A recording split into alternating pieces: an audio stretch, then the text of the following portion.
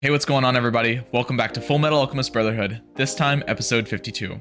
The last episode was crazy. We had a ton of fights, and we had a ton of build-up for fights that we're probably going to see in this episode. To start off, we have Mei Cheng, who is now facing off against Envy, who has regained their original form, which is not a good look for Mei Cheng. We have the newly awakened Immortal Zombie Army, which Ed is now fighting along with Scar and the Chimeras. Probably they're going to be fine. I'm not too worried about them, but we haven't really seen the full capabilities of what the zombies can do yet, so I will hold my tongue before I end up regretting something I say now.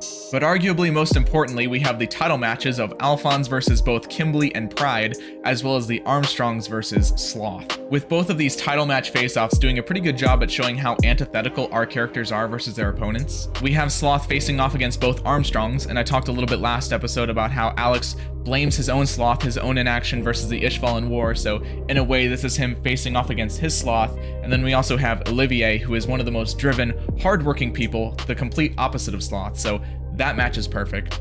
And then in the other fight, you have Alphonse's gentle kindness facing off against Kimberley's brutal violence, as well as Al's humility versus Salim's pride.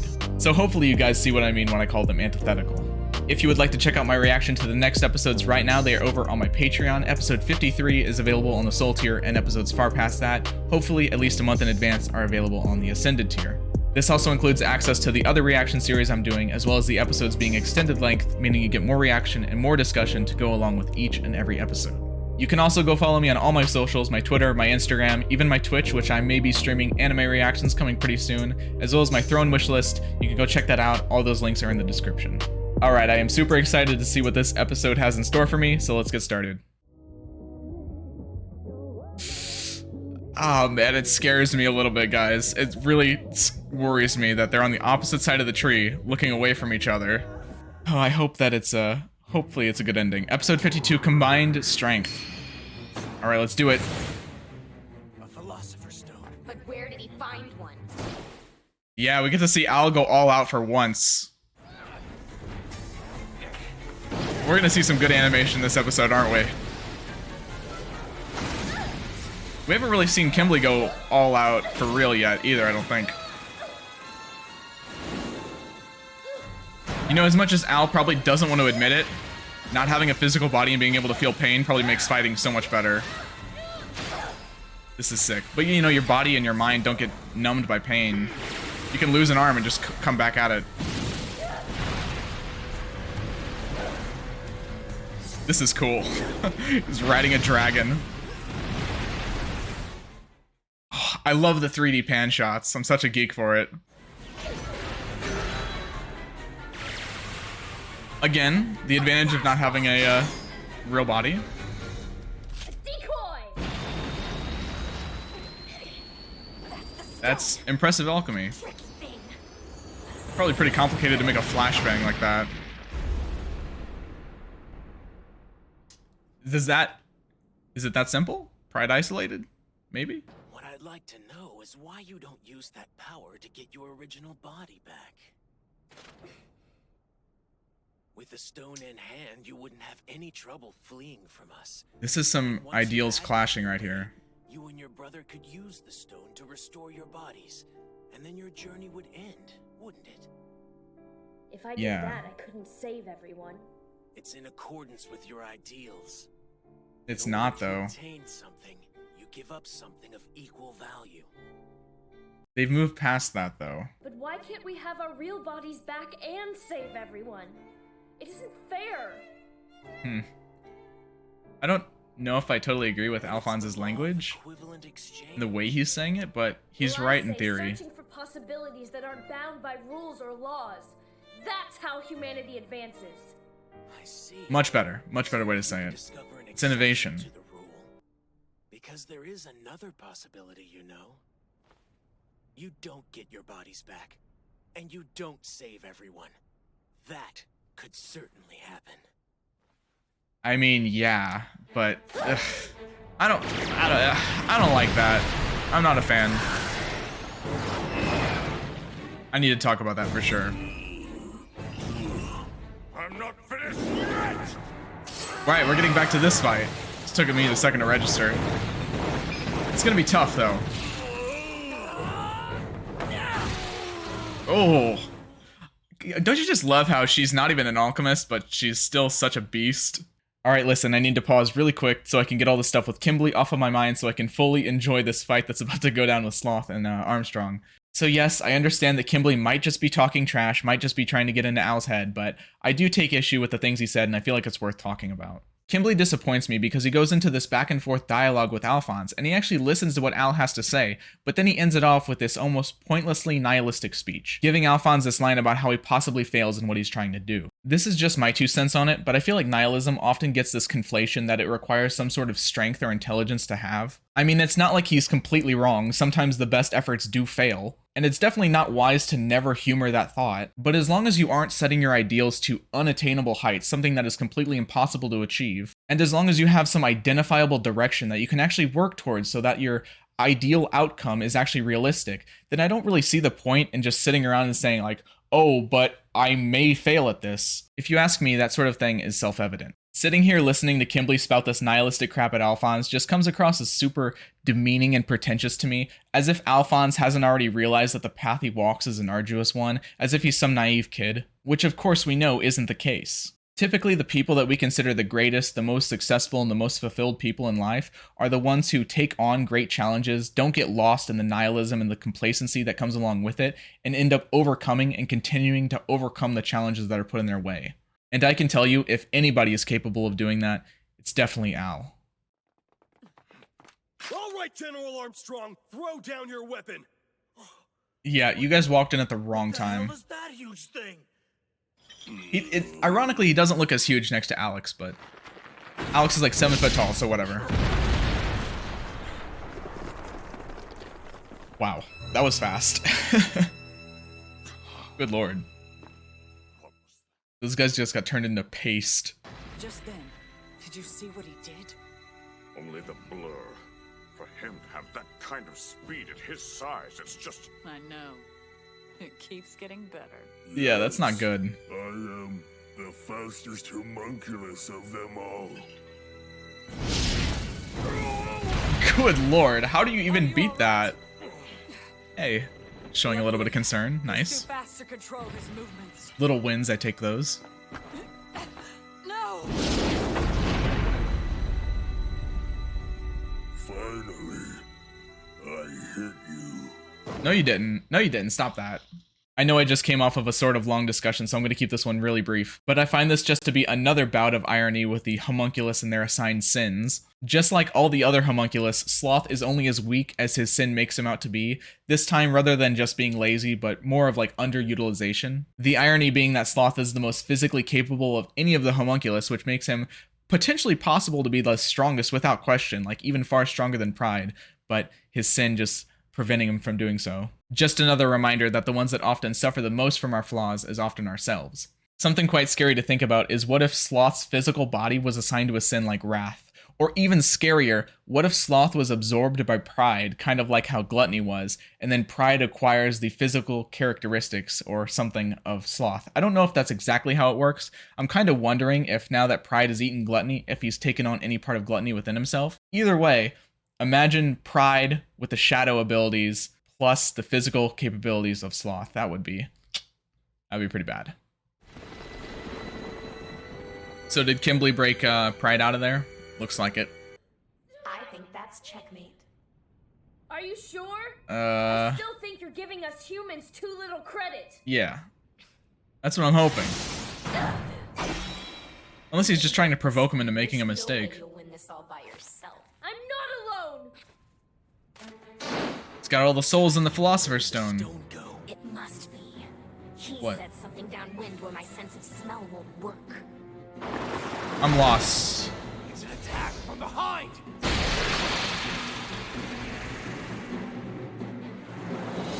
Oh! Oh, that's... Impossible. How could he move with those injuries? He gave the Philosopher's Stone to Heinkel, and Heinkel healed himself. And then... Oh! Dr. Marco. Where the hell did you come from? Okay. Marco, yeah, because Heinkel wouldn't be able to heal his own wounds with... Fullmetal Alchemist. Whoa! Oh my god, first off, Fullmetal. that was like a kill shot, was it not? Like, I know it's anime, and sometimes people live from things that they should not live from, but oh my god, he just bit him. A lion just bit Kimberley in the neck on both sides. Like, that's fatal, is it not? What the hell is going on right now? You said it was an ice cream truck, right? We can't just cut away from that. It really is handy, isn't it?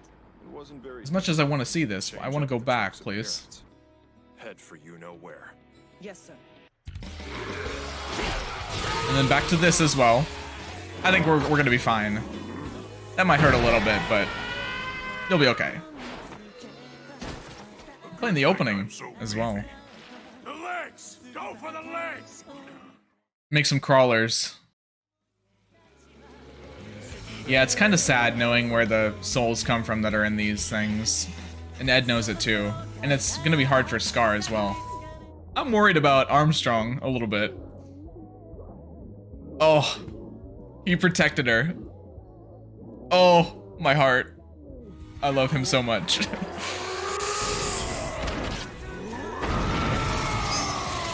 Let's go, Armstrong. Oh my god. Alex. Put some respect on my boy's name. Just dislocated. And how about you? A few fractures, that's all. Does that look like a coward to you? God, she's so cool. They're so cool. Oh, I love them so much, both of them. Damn, that was a really good scene. Oh my god, I'm not ready to move on. Olivier! She's okay for now, but someone might need to come in and help. I'm gonna kill you quickly. And then sleep. Don't stop cutting away from the fights, man. But we're back to here.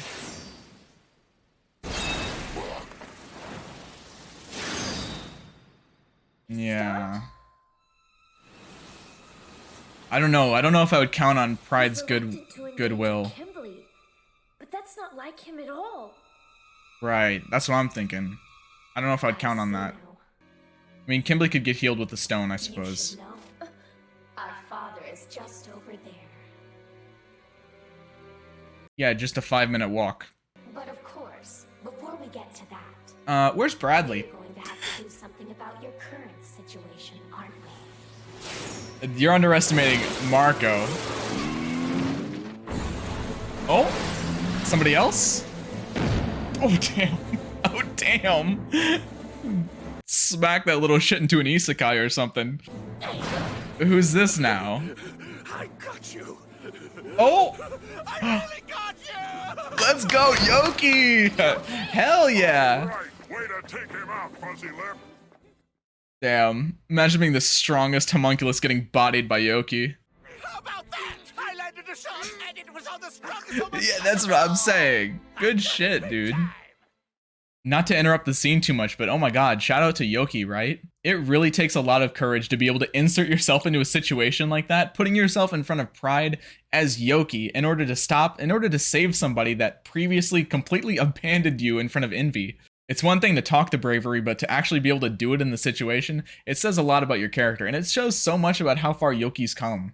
I've noticed that Yoki gets quite a bit of love in the comments, and I can't quite tell if it's just for like a meme or if it's because people actually root for him, because I myself am a little bit of both. Like I find myself actually rooting for him a little bit more, despite the fact that in the past I have made some totally serious and accurate graphs and power scalings of Yoki being one of the strongest characters in the show, but I'm really starting to believe that it's not just by chance that a lot of people actually kind of like Yoki. While Yoki isn't exactly the type of character we normally root for, with him being a little bit of a troublemaker in his past, not exactly a good person, while he's a little bit annoying throughout the series and antagonistic towards Ed and such, he hasn't done something like totally morally irredeemable so far, and I feel like that's like a good starting point, as opposed to characters like Shao Tucker, who I don't think anybody can ever forgive him for what he did. I mean, if you really think about it and really put it in a really black and white perspective, the things Yoki has done in his past is actually less egregious than what people like Roy have done in their past throughout the military. So I think it's definitely possible for us to go on a path of forgiveness, especially considering we're forgiving people like Roy who are actively going on paths to make themselves better despite it. And I think it's another very good reminder in the show that no matter who you are, no matter what you've done, if you put in the effort and you take the risk to become a better, more complete person, we'll often root for you. I have no desire to attempt fighting that monster head-on. Get us to Central on the double. We need to meet up with Ed and get rid of this father guy before that thing can catch up to us. Right. I mean, Salim, I don't know what way you have of getting all the way back to the capital in any reasonable amount of time, but... They may well be tenacious creatures, but humans are easy to dupe. Coping. So yeah, Kimberley. Not looking so good, are we? Oh, that's good. So you're still alive then. Yeah, but that looks pretty bad. I think that He still has covers his you very well, don't you? his stone, right? So he could maybe Lions are heal? called the king of beasts for a reason, and accordingly he was able to bite right through your windpipe. Ow. Yeah, you're not really probably gonna be able to talk, are you? Sure. In this world, humans are of little consequence. I don't really like how you're talking right now, Pride. I don't think... Okay, yep. Yeah, What was it you were always saying? That you wanted to see which way the world would choose? he swallowed gluttony, so he might have, like, gluttony's appetite as well, right? Pathetic wreck. It must be humiliating. Is this really the end of Kimberley? Just like this? Without a word from Kimberley? Because you will continue to live inside me. That's really unsettling.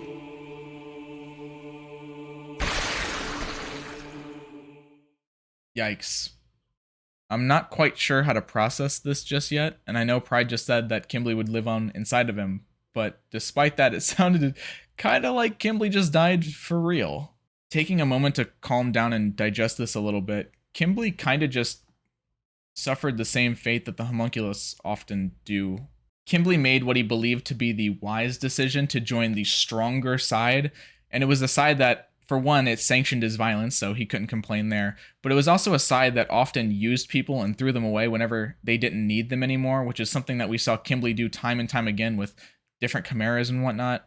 Which is why I say it's so ironic and it's so fitting that the fact that the fatal blow that Kimberley suffered was one dealt to him by a previous ally that he had cast aside. I believe it was in episode 30 when we got introduced to Kimberley for real, when he told Riza to look into the eyes of the people you kill and be sure not to forget them because they will never forget you. Well, it sure seemed Heinkel didn't forget.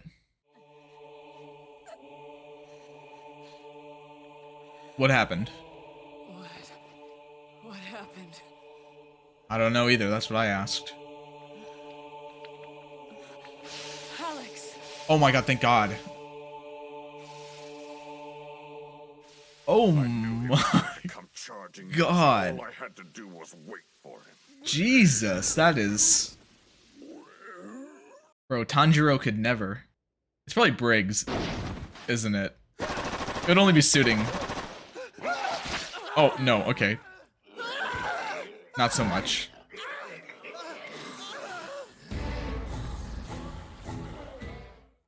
Alex could just wall this off. They can't get through a wall. All they do is bite people. They're really not even that strong. They're just like pesty, you know? Like mosquitoes flying around you. What are those things? Even when they're shot, they don't die. Are they soldiers? Great observation. Idiots! Somebody give that guy a promotion. How dare you compare my brave men with such disgusting specimens as those? I'm guessing they're the same as this guy. The one who gave you your orders must have sent those things out here for the attack. Look, we don't know anything about these creatures, understand? Why are you I guess turning they your don't back care. to them? It doesn't matter to them whether you know or not. They are really just zombies, aren't they? All right, soldier. In every What's it effective gonna way. be? My brother and I can take care of these monsters. Maybe so, but To be fair, Alex could probably do it on his own, but... He could also wall you in with them. Right, this doesn't kill Sloth. Can't forget that. Damn. Sloth got some real head game going on. Well, what's it gonna be? Do you plan on shooting us and then fall prey to the monsters after? Okay, don't squeeze his hand when he's got his finger on the trigger. Bring them down together. Make up your own damn minds now. That's so Chad.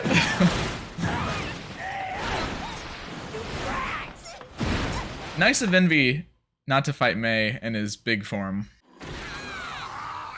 May's pretty strong though. Don't sell her too short.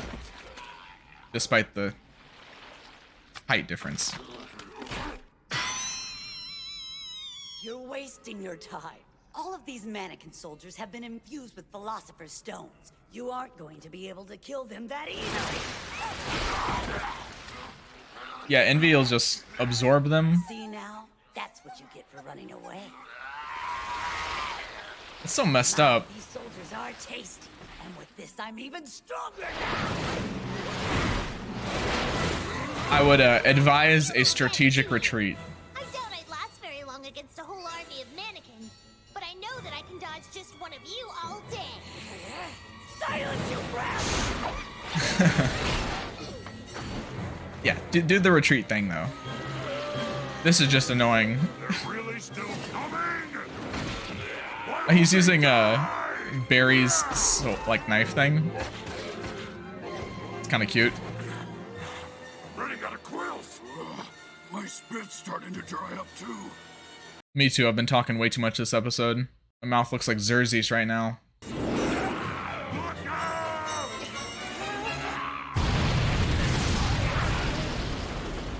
What's up, Roy?